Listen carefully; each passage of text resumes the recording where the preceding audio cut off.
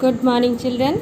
आज हम चौथा पाठ विदुर स्टार्ट कर रहे हैं। ठीक है, आपके ये तीनों पाठ पूरे हो चुके हैं, क्वेश्चन आंसर भी हो चुके हैं। अब हम आज ये चौथा पाठ भेज रहे हैं। ठीक है, वीडियो में विचित्रवीर की रानी अंबालिका की दासी की कोख से धर्मदेव का जन्म हुआ था। विचित्रवीर की जो रानी थी, कौन कौन सी थी उनकी रानियाँ? अंबिका और अंबालिका। ठीक है, दो रानियाँ थी, तो इनके साथ में दासी भी आई थी।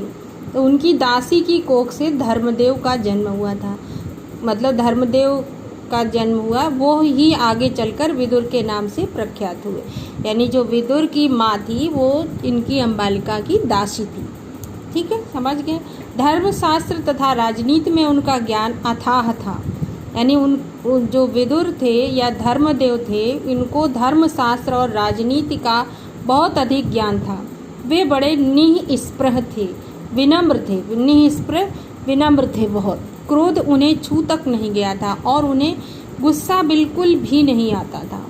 युवावस्था में ही पितामह भीष्म ने उनके विवेक तथा ज्ञान से प्रभावित होकर उन्हें राजा धृतराष्ट्र का प्रधानमंत्री नियुक्त कर दिया था। जब वो युवावस्था में ही थे, यानी बहुत तरुण युवक ही थे, तभी पितामह भीष्म ने उनके ज्ञान को देख करके, उनकी बुद्धि को देख करके प्रभावित होकर के उन्हें धृतराष्ट्र का प्रधानमंत्री बना दिया था।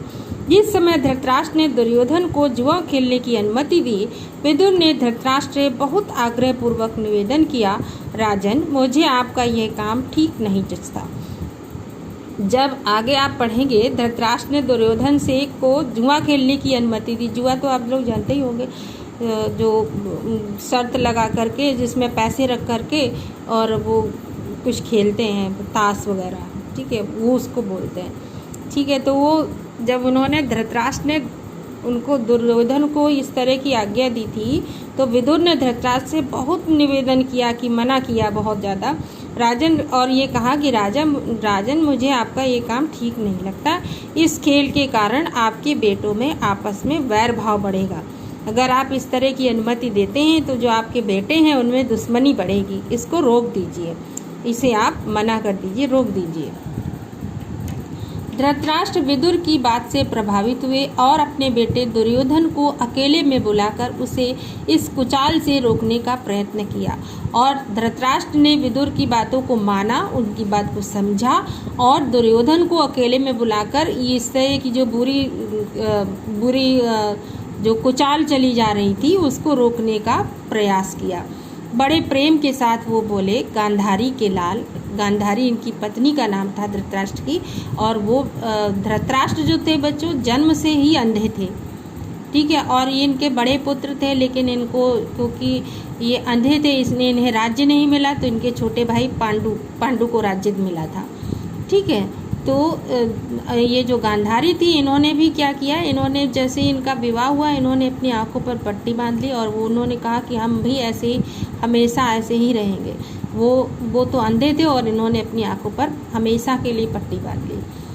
ठीक है, तो ये गांधारी से कहा, गांधारी के लाल, गांधारी के पुत्र विदुर बड़ा बुद्धिमान है और हमेशा हमारा भला चाहता है आया है। और तो उन्होंने कहा विदुर जो है बुद्धिमान है और हमेशा हम लोग का भला ही करता आया है। उसका कहा मानने में ही हमारी भलाई है और उसका बात मानने में ही हमारी भलाई है। वत्स बेटा, जुआ खेलने का विचार छोड़ दो। तुम ये जो तुम्हारे मन में विचार आ रहा है इसको छोड़ दो। विदुर कहता है कि उससे विरोध बहुत बढ़ेगा और वह राज्य के नाश का कारण हो जाएगा। तो विदुर ये कह रहा है कि अगर जुआ खेला जाएगा तो विरोध बढ़ेगा और फिर वो लड़ाई होगी और राज्य के नाश का कारण बनेगा।